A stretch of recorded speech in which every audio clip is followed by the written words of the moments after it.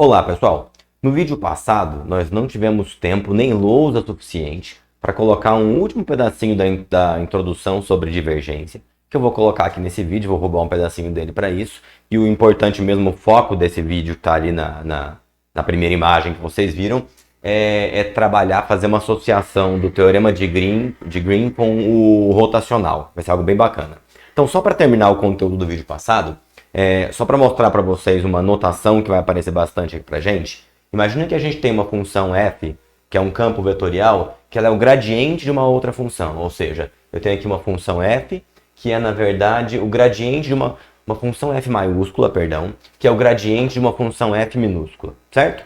Se em algum momento eu precisasse calcular a divergência dessa função f, ora, seria então a divergência do gradiente de f minúsculo, porque f é o gradiente de f minúsculo. E você sabe que para calcular a divergência de uma função, é só fazer o produto interno do operador gradiente com aquela função. E aí a gente vai usar aqui uma notação de o produto interno do operador gradiente com o gradiente de f, nós vamos usar a notação de operador gradiente ao quadrado de f. Onde esse operador gradiente ao quadrado, o que ele vai fazer na prática é uma derivada segunda da primeira parte da função em relação a x, mais na direção y, mais derivada segunda da segunda componente da função em relação a y na direção j, mais a derivada segunda da terceira componente da função que está faltando aqui em relação a z na direção k.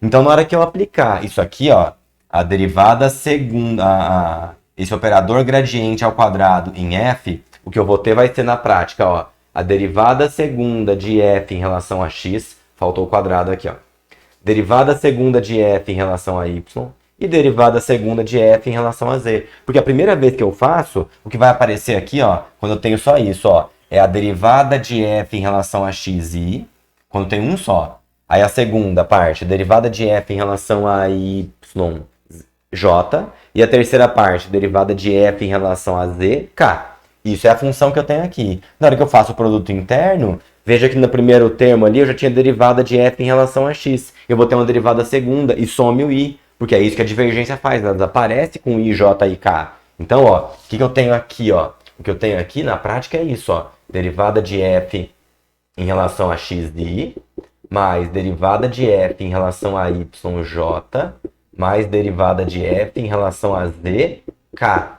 Não tá cabendo, Aí na hora que eu pegar isso aqui e fizer o produto interno com o operador gradiente, vai ficar, derivada segunda de f em relação a x, sai o i, derivada segunda de f em relação a y, derivada segunda de f em relação a z, como a gente tem aqui. Então esse operador que a gente vai começar a escrever agora dessa forma aqui, como o gradiente ao quadrado, ele é um operador que está mandando você fazer, na verdade, assim como no gradiente, mas as derivadas duas vezes, e ele recebe um nome muito importante para a gente, que é o operador de Laplace ou Laplaciano. Tudo bem? A física vai usar bastante esse cara aqui. Aqui na matemática a gente está dando só um suporte ali para eles. Tá? Era só para falar isso aqui. Isso deveria fazer parte ali do primeiro vídeo, mas não coube na lousa. A meta principal para esse vídeo é fazer uma relação entre o teorema de Green e o rotacional. Para isso, vamos fazer um passo a passo aqui que eu já deixei mais ou menos montado. Me ajudem. Imaginem que eu tenho uma função f de duas variáveis, uma função vetorial f de duas variáveis, que é p na direção y mais q na direção j. Essa é a minha função f. Nós já sabemos que a integral de linha sobre uma curva C fechada de f dr é a integral de linha sobre essa curva C de p dx mais q dy. Vimos isso lá na parte que a gente estava falando do comecinho da integral de linha. A gente sabe que essa igualdade aqui é verdadeira. Tudo bem? E, em contrapartida, nós também sabemos, pelo teorema de Green, que a derivada de p dx mais q dy, essa derivada aqui, essa integral aqui, porque eu falei derivada, maluco, né? Essa integral aqui, pelo teorema de Green, pode ser calculada dessa forma. É a derivada segunda numa região D, onde a região D é a região compreendida por essa curva C, a região interna, que eu estou fazendo dA agora, teorema de Green, estou só recapitulando. Da derivada de Q em relação a X menos derivada de P em relação a Y dA. Não falei nada de novo, Lá no comecinho da integral de linha nós vimos isso. que isso é a mesma coisa que isso. E o teorema de Green tem uma forma alternativa para calcular isso aqui, que é fazer isso. E isso é interessante quando você tem uma curva que normalmente é quebrada em várias etapas, que desse jeito aqui você é obrigado a quebrar sua resolução em várias etapas. E aqui às vezes você consegue tirar em uma só. Essa é a ideia do teorema de Green. O que eu quero perceber com vocês é uma coincidência, e ela vai surgir naturalmente. Vejam só. Qual seria o resultado, se eu pedisse para você calcular, do rotacional de f? O que seria o rotacional da minha função f? A gente sabe que o rotacional é o produto vetorial disso aqui, ó. É o produto vetorial do operador gradiente com a minha função f. E a gente fazia isso por um determinante. O rotacional de f seria esse determinante aqui, ó. I, J, K, não é? Primeira linha. Aí a segunda linha são as três derivadas. Derivada em relação a x, derivada em relação a y, derivada em relação a z. E na terceira linha, as três componentes da função, que nesse caso só tem duas. São P, Q e 0.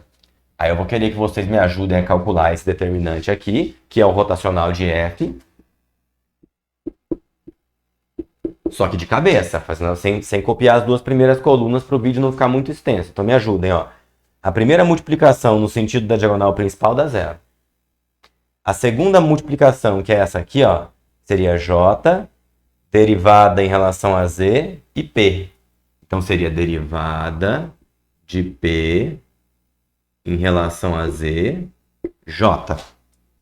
E a terceira seria isso aqui, ó, na direção K, derivada em relação a X de Q. Então colocando aqui para baixo aqui, ó, seria a derivada de Q em relação a X na direção K. Vamos vendo, ó. Agora no outro sentido, ó. A primeira que eu tenho aqui, ó, seria a derivada de P em relação a YK, só que com sinal negativo, menos, então aqui seria menos, ó. Menos derivada de P em relação a Y na direção K. Foi essa aqui, ó. A próxima, que é essa e essa, ó. Seria a derivada de Q em relação a Z I, menos derivada de Q em relação a Z I. E a última vai dar 0 aqui de novo. Vamos só recapitular, ó. Aqui, derivada de P em relação a Z ficou para cá. Isso mesmo, ó. Vai dar aquilo ali. Agora notem que essa minha função, desde o princípio, ela é uma função de x e y. Ela não tem z. Então, essa derivada de P em relação a Z com certeza vai dar 0.